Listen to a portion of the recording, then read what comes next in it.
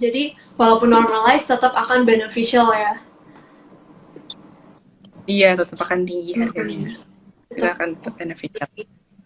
Oke, ini kayaknya lagi rame untuk yang ngebahas pemulihan ekonomi nih.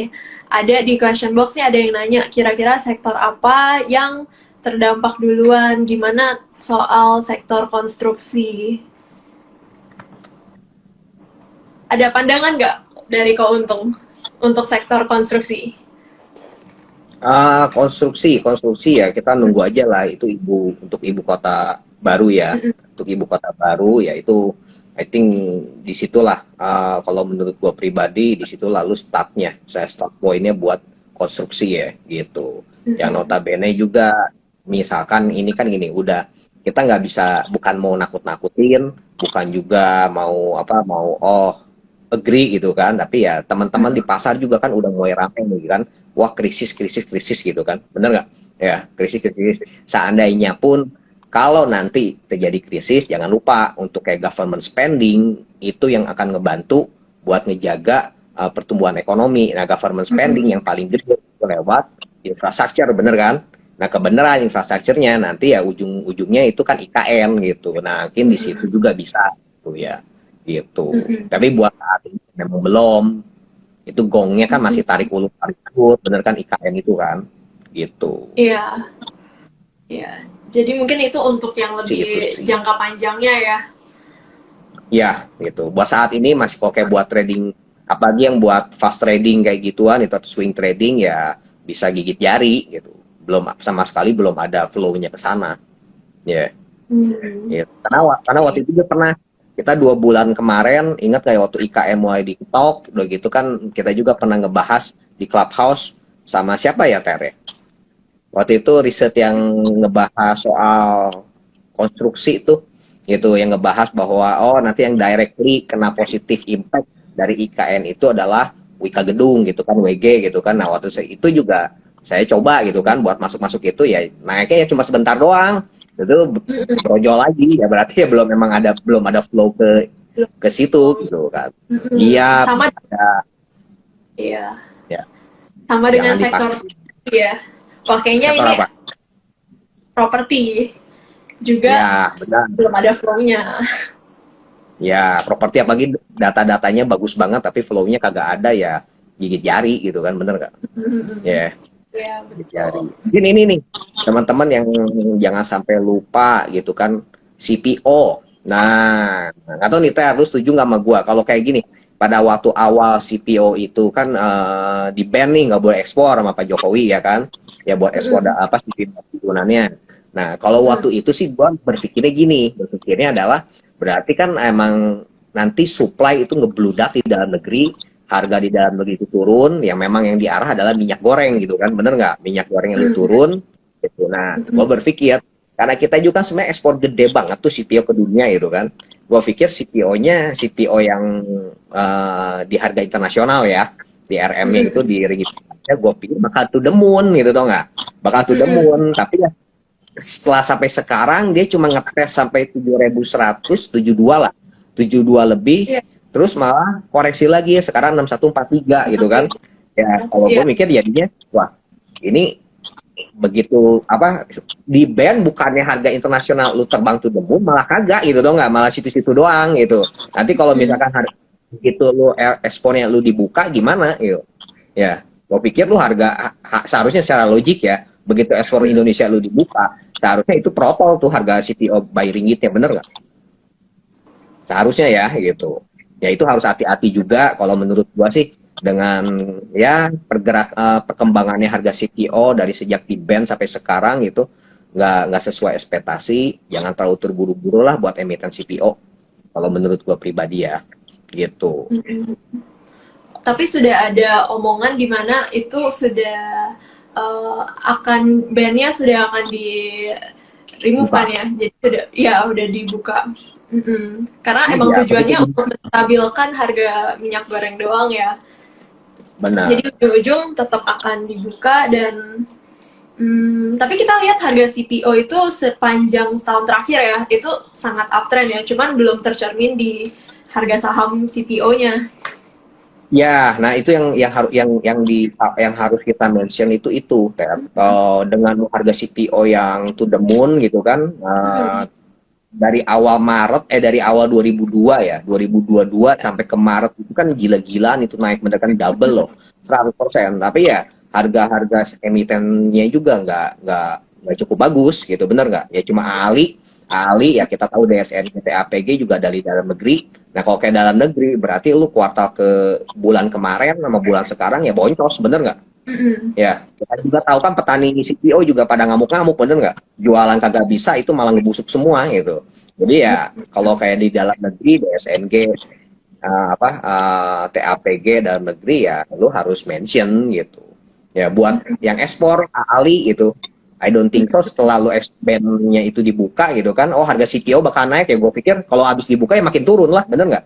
Koreksi Hmm. lagi, gitu lebih Iya. lebih logikanya lebih kayak begitu kan, Hmm. gitu. Jadi ya harus lebih ya di watch aja lah gitu ya, di watch aja yang mau buy Lebih on weakness lebih dulu ya. sabar, cari yang benar-benar weakness aja gitu. Kalau kayak misalkan ada gerakan market disapu ke atas ya jangan FOMO gitu, ya jangan FOMO ya, secara secara gedenya ya gue nggak gitu happy lah dengan pergerakannya, gitu aja sih. Iya, karena masih sangat bergantungan sama government regulasi dari pemerintah ya untuk CPO ini. Ya, Mm-mm. ini ada yang ngasih ide tuh emiten kos-kosan, berarti kalau udah mulai lancar-lancar lu nggak ada work from home, bener nggak?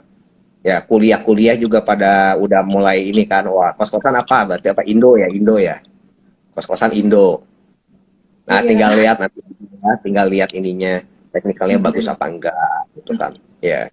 Oh ya, mumpung ada Amira, tadi kan kita ngomongin soal CPO ini nih. CPO kan lagi dilarang untuk ekspor nih. Nah, itu kan dari neraca perdagangan kita ini masih belum tercermin ya. Karena CPO ini kan baru berlakunya bulan ini nih. Nah, kira-kira dampaknya besar nggak sih ke neraca perdagangan kita, Amira, untuk bulan depannya gitu? Iya, Larangan ekspor nih. pasti akan terlihat cukup signifikan sih, walaupun kita lihat pasti bakal masih ada surplus walaupun tipis gitu ya, karena kehilangan ekspor untuk CPO-nya sih. Tapi masih akan tetap surplus dari komoditas lain gitu, ekspor komoditas lain. Oke, jadi tetap akan berdampak, tapi mungkin nggak akan berkepanjangan ya. Dan Karena itu akan bisa cover dibagi dengan juga. komoditas lain karena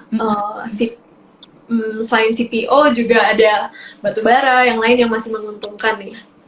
Betul. Oke, oke, mungkin bagian terakhir nih kita ngomongin soal strategi nih. Strateginya di saat market kondisinya seperti ini, kira-kira keuntung sama Amira nih strateginya untuk di market itu, apakah kita harus, kan kita hari ini bicara tentang makro juga ya, apakah kita harus top down analisis atau bottom up nih?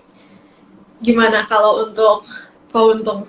Apakah kita lihatnya dari makronya dulu, baru ke sektoral, baru ke company, atau kita kayak lihat dari asal company-nya bagus, oke gitu. Kalau buat saat ini harus top down analisis gitu. Why? Kenapa? Karena yang kena itu kan kita di makronya banget gitu kan. Ya soal suku bunga gitu kan. Bener nggak ya? Mau nggak mau gitu. Kenapa? Kalau lu IISG-nya cuma sideway doang, ya lu don't care lah gitu kan. Lu don't care, lu tinggal lihat emiten yang cakep, ada flow masuk, lu hajar gitu. Bener nggak? Ya lu sikat kanan udah gitu kan, terbang gitu. Tapi karena ini sendiri ya IISG-nya kita yang kena gitu kan, yang kena gitu, rupiah kita yang kena, ya pada saat ada gempuran lagi ke bawah gitu, setelah ini technical correction, jadi ya habis lu satu hari 2 hari kalau ini ada penguatan, better yang saham-saham yang indexing lu reduce lagi gitu, karena buat gue pribadi, gue nggak believe bahwa ini akan terbang lagi mendekati puncak lagi gitu, tau nggak? Kenapa? Tadi balik lagi kita nunggu rapat gubernur Bank Indonesia, bener kan? Tanggal 20-an. Nah, itu kan jadi reasonnya pas nih gitu kan, technical analysis dengan story itu ada. Itu. Jadi yang indexing better ya lu reduce aja. Ya kalau mau naik lagi juga nggak akan tahu jauh kok gitu, nggak akan kemana-mana itu gitu. Nanti begitu lu turun lagi baru lu ambil gitu. Nah, balik lagi kenapa butuh top? Pada saat itu nanti saham-saham indexing lu digempur lagi ke bawah, bener nggak? Nah, digempur lagi ke bawah, ya IHSG misalkan minus 1,5%, 2% gitu kan. Ya, yang pattern-pattern cantik juga bakal terhambat, bener nggak? Gitu, yang commodity call aja gitu kan, yang bagus-bagus gitu ya tetap dicetok, bener nggak? Digetok, bener kan? Ya kalau IHSG-nya terlalu parah, minusnya ya pastilah gitu. Ya jadi ya timingnya buat trader pun ya harus diperhatiin juga lah gitu ya. Itu aja sih. Oke, jadi em, oke, jadi perhatiin juga ya dari timingnya. Oke, kalau Ya, Amira gimana? Iya, kalau aku sama sih, setuju sama Kontong harus top down dulu. Soalnya kita kan lagi transisi nih dari kemarin, banyak kebijakan ini relaksasi dari pemerintah gitu. Terus untuk normalisasi kan berarti mereka harus ada tightening lagi kan. Jadi transisi kebijakan ini nih yang harus kita perhatiin. Jadi benar-benar harus ngeliat makronya, betul. Aku setuju sama Kontong.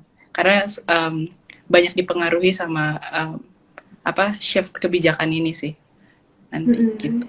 Soalnya dalam jangka pendek pasti akan terjadi volatilitas dulu ya, akan ada respon market. Jadi nggak selalu smooth naik ya market kita ya. iyalah belum waktunya lah, belum waktunya. Iya. Dan story juga nggak ada lah, bener kan? Story-nya apa Tapi lu bisa mm, tentang lagi gitu? Nggak ada, story-nya sama sekali nggak ada. iya. Ya, Tapi tadi dari penjelasan Amira soal makro kita sudah on the right track ya, dari data ekonomi kita sudah on the right track, tinggal tunggu uh, kedepannya kebijakan-kebijakan itu apakah dijalankan dengan smooth ya, dan komunikasinya soal suku bunga, inflasi, apakah bisa terkendali dengan baik gitu ya. benar. Mungkin kayak yang digambarin sama Amira itu kan kita seperti ikut Google Map gitu kan. Oke gitu, ikutin alurnya udah bener. Cuma tiba-tiba di depan itu lu ada apa ya?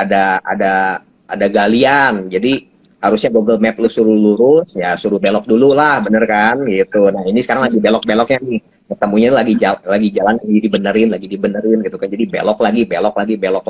Tapi sebenarnya ya ujung-ujungnya nanti ke sana gitu ya Mir ya. Itu buat Iya. buat pendeknya aja. Gitu. Cuma menarik kan?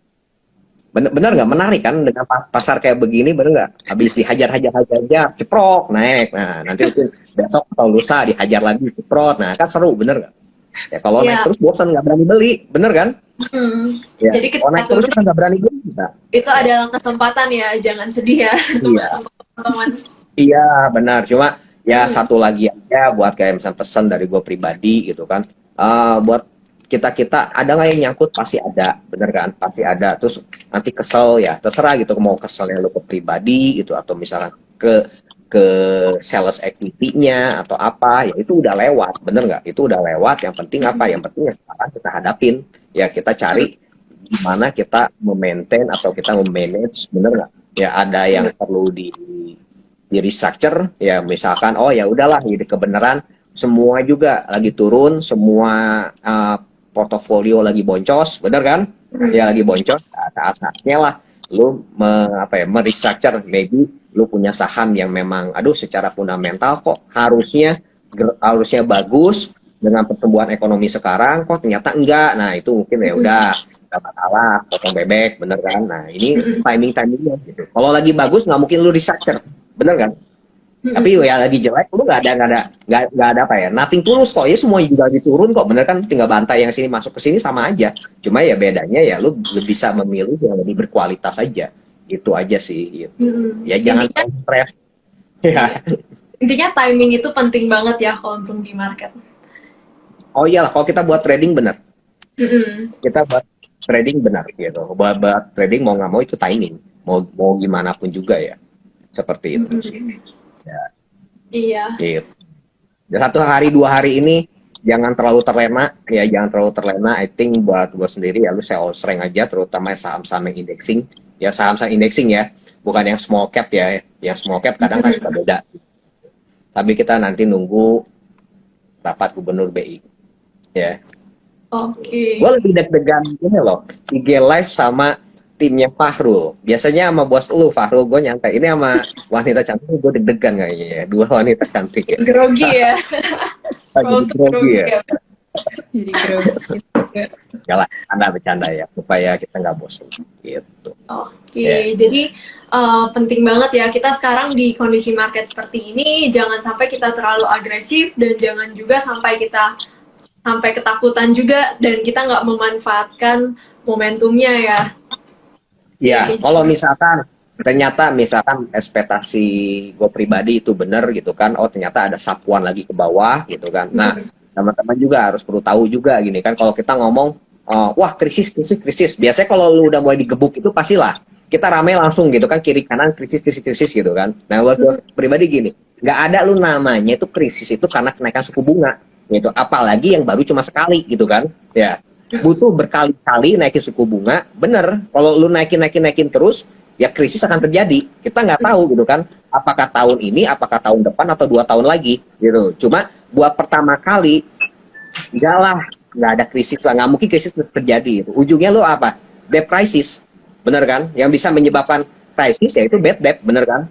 Utang yang udah lu muter-muter nggak kebayar, ya hal itu bisa disebabkan oleh apa? Ya oleh suku bunga yang tinggi. Ya ini kan Amerika juga baru sekali naikin ya, bener kan? Ya, jadi ya nggak perlu takut gitu. Jarang banget lah kenaikan sekali langsung krisis bad debt gitu kan? Nggak kebayar debt crisis itu nggak pernah kali ya belum pernah kejadian kan? Gitu. Mungkin tahun depan ya kalau naikin terus suku bunga, ini Ukraina sama Rusia juga kagak bisa apa? Salam jari kelingking gitu kan, komoditas naik terus, nah itu baru bisa lah gitu. I think ya masih terlalu jauh lah ya kalau kita buat bicara krisis gitu. Jadi pada saat ada gebukan lagi, ya sambil nunggu nanti rapat gubernur BI, ya dekat-dekat support, lu beli lagi BRI, beli lagi BCA, ya kapan lagi, bener kan? Gitu. benar. Bisa salah nggak? Bisa aja, bisa salah gitu kan, bisa salah. Cuma ya kita ngomong probabilitas kejadian krisis. I think buat ngomong 1 bulan ini gitu nggak akan mungkin lah, bener nggak? Setuju nggak? Setuju dong, ya. Setuju. Oke deh, itu aja ya, gitu. Oh, Oke, itu aja. Seperti yang tadi di awal bilang ya, kan kita ada indikator-indikator makro juga itu sebagai spion untuk kita tahu, oke, langkah apa nih yang harus kita ambil gitu. Iya. Jadi asal kita udah tahu, oke, kita data makro kita, data ekonomi kita bagus, kita on the right track, asalkan volatilitas market itu hanya jangka pendek ya, kita bisa lebih bijaksana lah dalam mengambil keputusan investasi ya. Ya, benar-benar. Gitu. Oh ya, ini mungkin udah jam 9 juga, nggak berasa nih. Mungkin ini ada pertanyaan terakhir nih untuk kayaknya ini mengarah ke Amira nih soal makro nih dari Abdul Pramdia. Ini ada pertanyaan. Saya ingin bertanya, mungkinkah inflasi Amerika Serikat mencapai double digit walaupun The Fed sudah hawkish? Terima kasih sebelumnya. Mungkin Amira. Iya, sekarang tuh udah ada di 8%-an gitu ya, dan The Fed sih sekarang bilangnya bakal terus keep pushing inflasinya turun gitu. Jadi iya sih, seharusnya nggak diperbolehkan sama The Fed kali ya untuk itu nyampe double digit gitu. Karena bakal terus di-push sama kenaikan suku bunga gitu nantinya. Tapi kalau melihat gimana Amira? iya, jadi ya mungkin bakal terus di-push sama ini sih, ditahan sama kenaikan suku bunganya gitu. Sama suku bunga di US. Jadi akan direm terus ya dengan kenaikan suku bunganya ya. Mungkin apakah akan lebih agresif nantinya gimana gitu ya. Oke. Semoga itu menjawab. Terus untuk mungkin conclusion-nya ya tadi kita bercermin dari data-data makro, terus kebijakan-kebijakan yang ada di mana China sudah mau buka lockdown, terus dari Indonesia kita sudah lepas masker, jadi kedepannya ekonomi itu akan slowly di fase pemulihan ya. Dan tadi juga ada disebut saham-saham yang diuntungkan ada apa aja nih, yang commodity based terutama, ada di Doit, dan juga yang akan ada boostnya nih nanti untuk kuartal 2, kita menanti resultnya ya dari increase mobilitasnya kita. Itu juga ada dari Jasa Marga, terus ada dari saham-saham retailers ya tadi. Oke Pegas, deh, mungkin Pegas. jangan lupa. Ya, Pegas jangan lupa. Komoditas itu batu bara. Ya kalau Eropa butuh high kalori itu ada di ITMG gitu kan. Ya, itu sama mungkin Adaro ya. Adaro kan agak mix kan. Ya, Adaro juga itu buat Ya. Eropa. Kalau kita ngomong Apa? India, China, ya itu Indica, lebih ke arah Indikanya gitu. Ya, Itu untuk produsennya ya. Kalau kontraktornya juga masih ada, menariknya juga ada di United Tractors, ada di Doit ya. ya betul betul betul. Betul betul.